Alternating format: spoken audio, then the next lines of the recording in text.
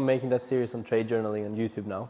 And the reason why I made it is because it just makes me so annoyed. And I searched for trade journaling, how to do it. And I've watched the top 3 videos and I got so angry because the information that you get in them is just so shit. There's no value, like there's no details around. I didn't expect to see so many complicated and so many sometimes useless videos on trade journaling when I searched for it. I started very wide and complicated, and now it's very optimized and simple for tracking and always knowing what to focus on the next week. Trade journal, it's meant to validate your trading, that you did well, and it's also meant to see your weaknesses. So you know that next day or the next week when you go into your trading, you know exactly what to do. I've been in some communities and I see the way, even the professional trader, even the good traders, the way they use the trade journal is just, I don't understand how they can actually still be profitable. Maybe they aren't because they're not serious at all with the trade journaling. I think it's one of the most important things we can do. It's definitely the most important thing to do for improvement. So first thing first, if you want to download the template, you can download that in the description. It's both for paid journals and also for free if you're using Google Sheets. But I want to start with just talking about something I wish someone told me when I started trading. Is I was always on the verge, like, should I have a trade journal, should I not? And then I would continue to create a free one, but it wasn't really that good and I didn't really understand how it worked. And what I realized looking back to that moment right now is I just wasn't that serious about trading at all.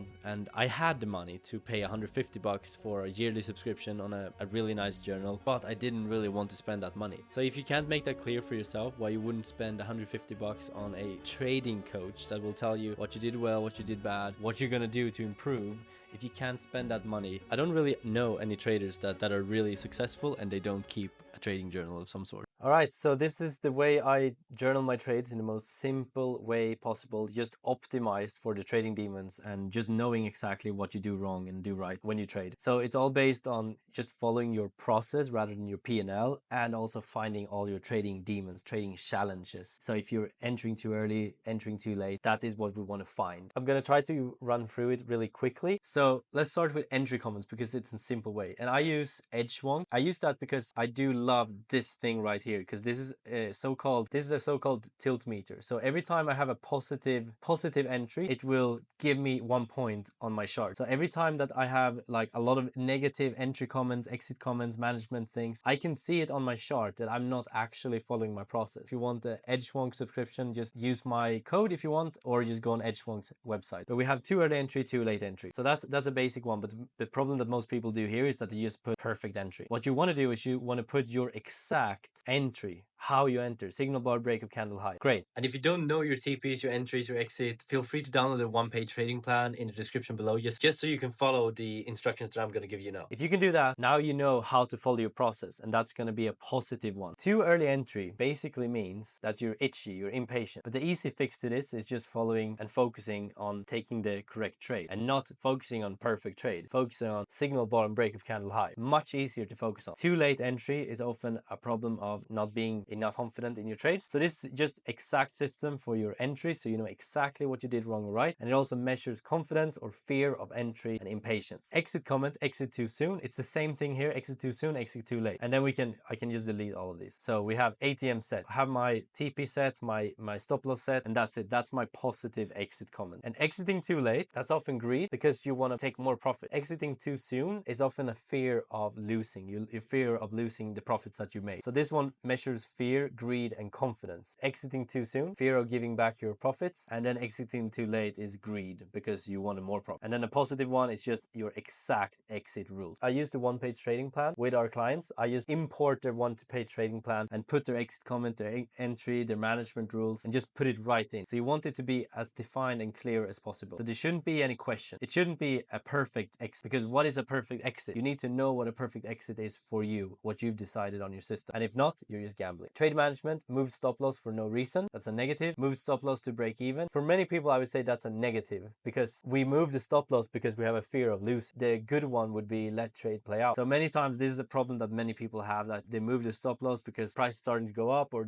you don't have enough confidence anymore. And for me, one of my biggest problems was I moved my stop loss to break even because I wanted to at least not have minus results when I was in profit. So this one measures fear of losing. All right. And then you have trade errors. And this is all the traders that you find that you know that, okay, this is some problems that I have, or something in your, or something that you've seen just come up sometimes in your trading. One of mine is not enough RR for my TP strategy, trade not in trading plan, that I had a morning trading plan and the trade was not in the plan. So every time this one triggers, and I can see it in my weekly reflection that, okay, I had 3 trades now that I didn't have in my trading plan. Why?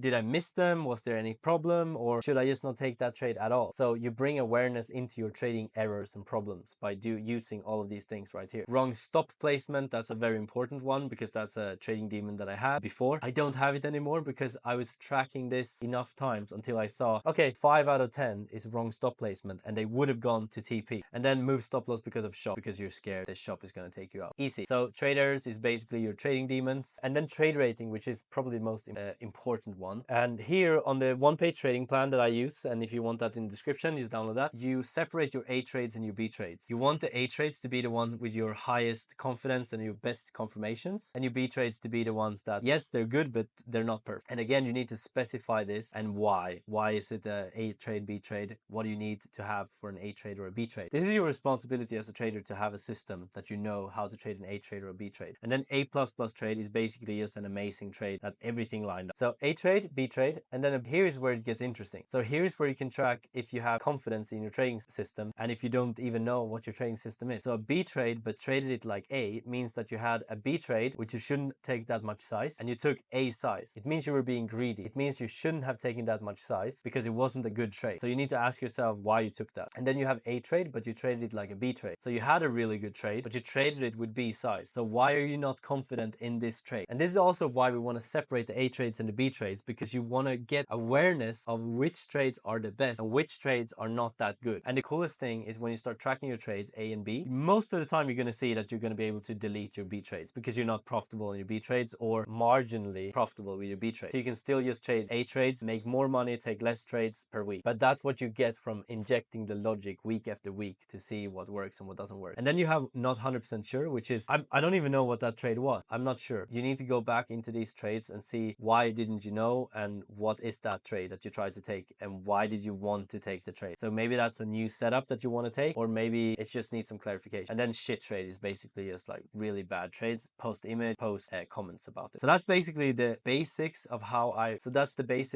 I journal my trades. And then I put all of this into a weekly reflection where I go through all of these things in a very simple way. You can download that template also in the description for how I do that. And then I just answer all the questions, and then I know exactly the intention for next week and for what I need to focus on. So for example, let's say the biggest problem was I exited too soon. All my trades, let's say 5 out of 10 trades, I exited too soon. So that means this is my trading demon that I want to focus on for the next week. And then I look at the positive ones, and that is ATM set. Only thing I need to do to fix this problem that I did on 5 out of 10 trades is to set my ATM. And this is where you can get creative, because now you're so clarified on what you need to do. And so now you can get creative and ask yourself, how can I do that? Okay, I set the ATM and then I walk away, and then I take another 10 minutes break or something like that. You can do whatever you want. You can sit on your hands, but the most important thing is that you're being intentional with your trading problems and not just saying, oh, that was a perfect entry, oh, that was a bad entry. No, you want to know exactly what you did wrong at all times so you can become a better and better trader every week. Yeah, this is what I do, and this is how I become better and better and more aware of my problems every week. So if you want to download Edgewonk just to get the tilt meter, you can use my code, and if you don't want to, just go on edgewonk.com. I'm not sure if TradeSella and all the other journal uses it, but I just think Edgewonk is a good option because it's a very good journal for your money. And of course you can add these things into your Excel sheets and do it like that, but it's just very easy and very simple to get the statistics right in front of your eyes.